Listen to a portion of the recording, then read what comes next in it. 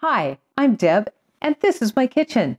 Today, I'm going to show you a fast and super easy hack I recently found to make bite-sized chunks out of any melon. But first, thank you for watching, subscribing, and sharing. I deeply appreciate it. It helps us to grow and to keep making helpful content for you. Are you ready? Because the kitchen is now open. Come on in. Let's cook up something good.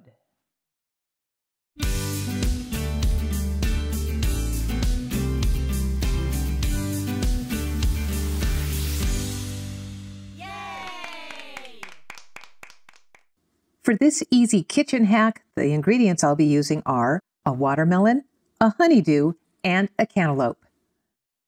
Before I cut any melon, I always rinse them in the sink to remove any field dirt or debris. On your watermelon, note the stem and butt, and then cut in half crosswise. Take 1/2 of the watermelon and divide it in half. Cut down just into the white of the rind, making approximately 1-inch slices. Turn the melon 90 degrees and cut 1-inch slices into the face of the melon, parallel to the opposing side into the white of the rind.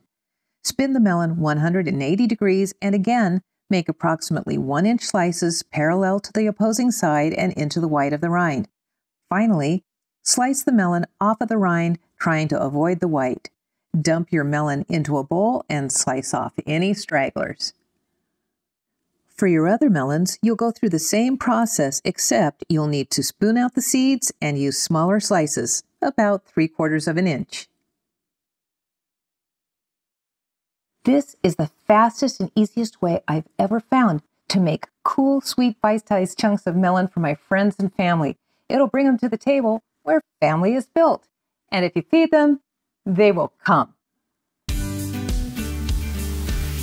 All to the saddle.